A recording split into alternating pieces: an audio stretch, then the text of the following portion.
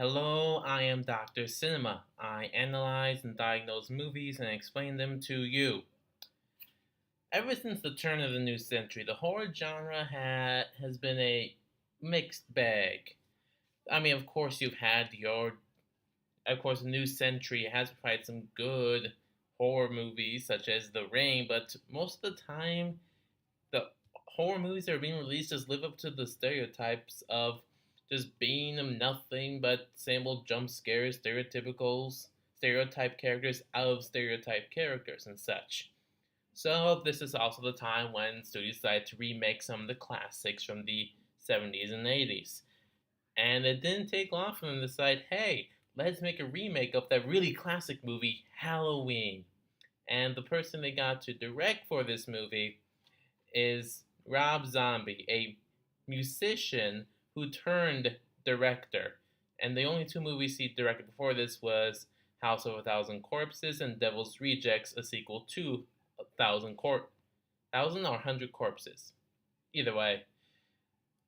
Now, was he the best choice for this movie? Well, let's find out with the 2007 remake, Halloween, directed by Rob Zombie. So the movie begins with Michael as his kid on Halloween Day, and it focuses on the Myers family. And we notice that the mom is a stripper, the stepdad, I believe, is pretty much sort of abusive, maybe a little bit alcoholic as well, and Michael's older daughter is, of course, the stereotypical slut you see in horror movies with there possibly a sexual undertone between the daughter and the stepdad. This is where we notice the first big flaw of this remake. Now, Rob Zombie, like I said, has directed two movies before this, and even though they've been negatively received by critics, they have sort of gained like a fan cult following for both films, and as far as horror fans go. Personally, I think they're alright, but here's the thing. Most of Rob Zombie's characters are either overly violent, extremely foul mouthed, or a combination of the two. It's like they're being shocking and like this shocking for shocking's sake. And sometimes it can kind of work, but it just doesn't really add any scare. It just makes it violent and like full of bad language. There's really no point to it. When you put that kind of stuff in a horror movie, there usually is a point to why someone is violent or why someone swears like they do. But it's just something that Rob Zombie does for some reason. It kind of takes the punch away from it.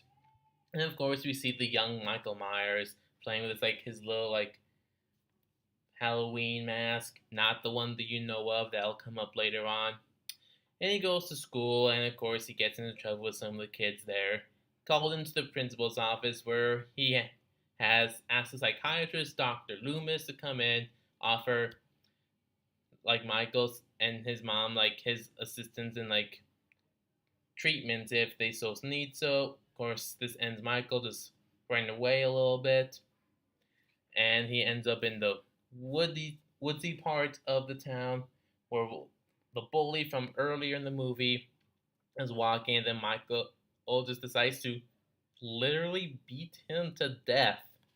Yes, it comes out of nowhere. Michael, as a 10-year-old-ish boy, just beats up the bully, and the bully's actually begging for his life, but of course he's wearing his mask and just continues beating him to death. And it's just, what am I watching? This is again another example of him just using characters to be violent just to be violent. I don't really see a purpose in this, considering the fact that we never even talk about how he did this later on in the movie, especially when Michael gets locked up in an insane asylum. Yeah, so like I said, after that, later on that night, on Halloween night, he of course puts on a mask, kills his stepdad, kills his sister, kills his sister's boyfriend, who for some reason brought over the mask we now come to know and love, and he leaves his little baby sister alive, and he's actually holding her when his mom comes back from work. And of course, this calls the police, and after a long trial, he's put into an asylum where Dr. Loomis is now treating him. And Michael is at first a little cooperative, even though saying he has no memories of the events that happened. So that's a little bit odd. And his mother visits on a little regular basis. But after one visit, he ends up killing a nurse, and that just prompts Michael's mom to commit suicide, shotgun to the head.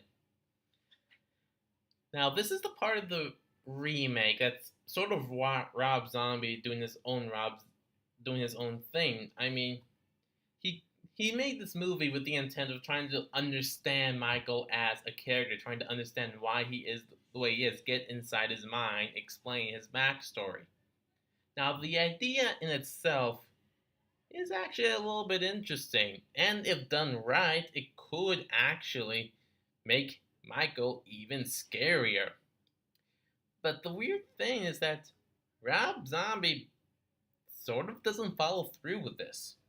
I mean, he plants the seeds, but nothing is ever really discovered about Michael as far from a psychological standpoint. In fact, years on, when Michael is a silent adult, Dr. Loomis just sort of gives up, tells Michael he's just retiring, and just leaves. I mean, shouldn't Dr. Loomis still be at hard work with Michael, trying to understand why the way he is?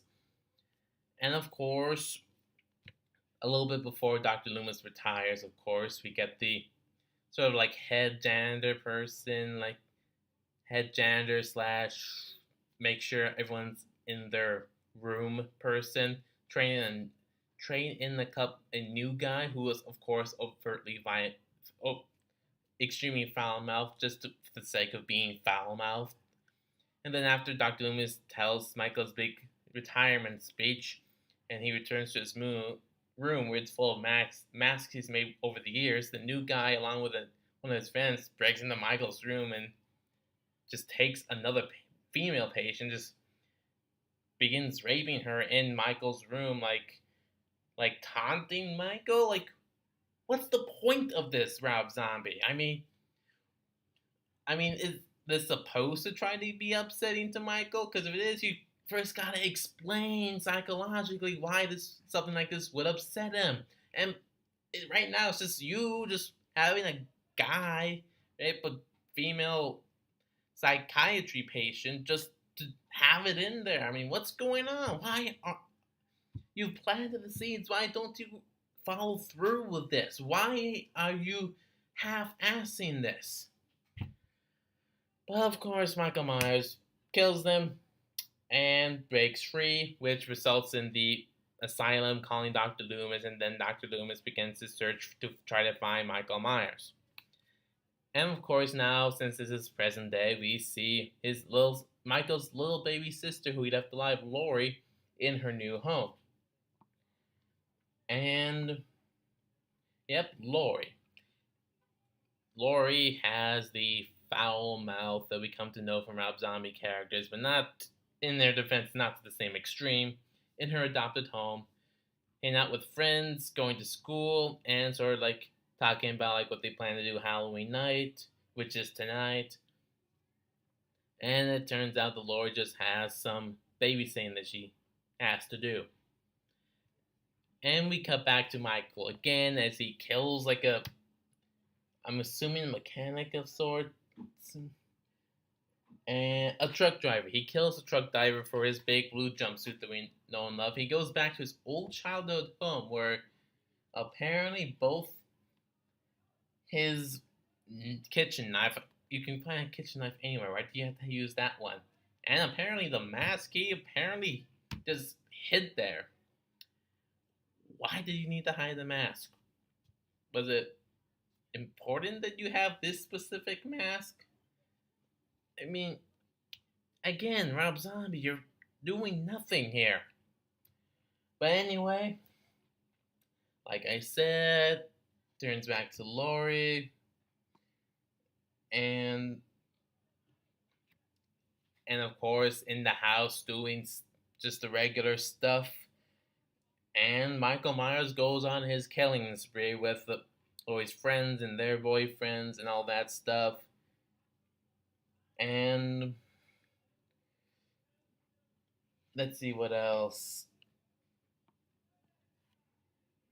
And of course, Dr. Loomis, of course, comes to the town because this is where he's searching for Michael. He has his gun, tries to warn the sheriff about what's going on. Sheriff, of course, doesn't really believe him at first. And well, of course, the sheriff eventually does get on board and they go looking around. And Loomis explains to the sheriff that Michael is Laurie Strode's sister, and Michael is returning back to finish a job he started back on Halloween night. And of course, Michael and Laurie are in a fight. Michael manages to get a hold of Laurie. And yeah, he kidnaps Laurie and he brings her to the old house where he has like this sort of shrine thing of like pictures and stuff. Laurie has no idea what's going on, and Michael comes out from his little hiding place and takes off his mask. Why? I mean, we don't actually see his face. We see it from behind where he has like a lot of hair because he hasn't cut his hair in apparently all that time. But Sir Niels takes off his mask. I think he's expecting Laurie to remember who he is, but she just stabs Michael and runs away. I mean, in the original movie, it was Michael coming back to his hometown to finish the job he started that many nights ago. I'm not sure what Michael's goal is in this film. I mean, I assumed it was to just kill, and after this, it's now to kill Laurie. But was he like sort of expecting Laurie to like sort of join him or something? Again, Rob Zombie, oh my god, you plant these seeds in this film of what could happen differently, but you don't follow through at all. I mean, it's just you doing the same cliches and tropes of your other movies. I mean, you make us believe something's new, but you just end up just doing the typical horror stuff. I mean, what's going on? Why? Why? So, of course, Michael, of course, does not die from the knife wound because I don't know, in the original series when it turned out to be supernaturals, I guess that's what we're going for with this one. I have no idea. So now he's chasing Laurie this time to kill, and and Loomis tries to like stop Michael, but of course Michael sort of like basically knocks Dr. Loomis unconscious, and Laurie and Michael have their final standoff against each other, and they're fine trying to not get killed. Laurie somehow manages to get Loomis's gun, and they're on the balcony upstairs. And in their struggle, they break through the balcony, fall to the ground below, and is a little bit knocked unconscious. Laurie's on top, scrambles to get the gun, and just as Michael Myers is about to achieve consciousness, Laurie's on top, shooting the gun in his face, pulls the trigger, and that's where the movie ends. Yeah, great job at setting up your obvious sequel. We want to know what happened. Do you know what happened at the end of the original film? Let me tell you what happened. Michael Myers and Laurie, in the original film of 1978, are in the room where, of course, there's a balcony. Dr. Loomis comes in with his gun and shoots Michael 6 times in the chest, falls over the balcony to the ground below. Dr. Loomis makes sure Laurie is fine, tries to get her ready to go to the hospital. He looks over to see. He walks over the balcony expecting to see Michael Myers on the ground, but he's no longer there. Dr. Loomis looks around the suburban town, and of course, that music plays. The ending of that film worked because it showed that this is not just some one-time like pop culture figure that can easily be attached a name and a face. The meaning of that horror movie by John Carpenter was to show that this could happen anywhere to anyone in real life.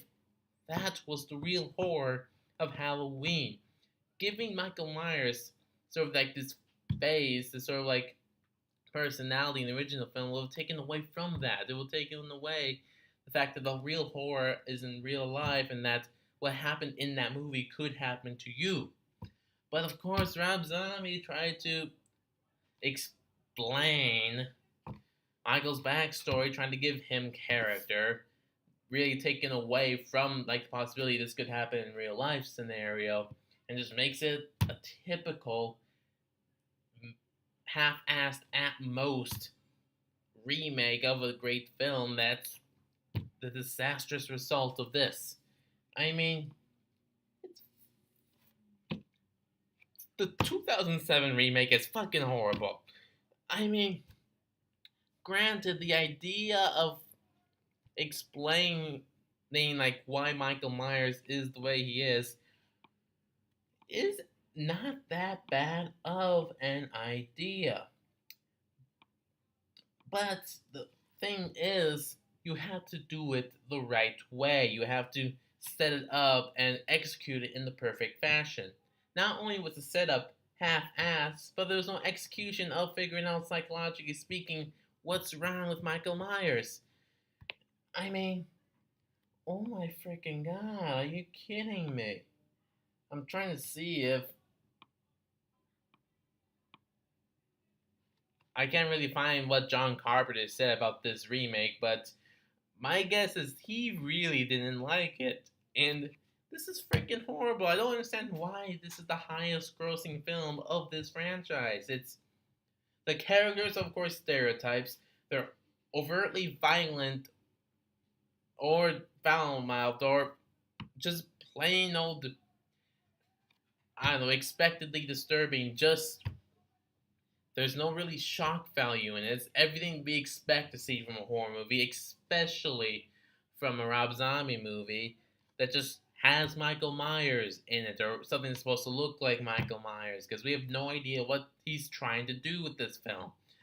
This really annoys me. It annoys me even more that despite this, I'm still gonna do a review of that sequel that Rob Zombie made. Yeah, that's right. Since it was made so much money, they decided to let Rob Zombie make a sequel to his remake a couple years later, which I will cover in the next video, unfortunately. Try to get that up in the next day or two.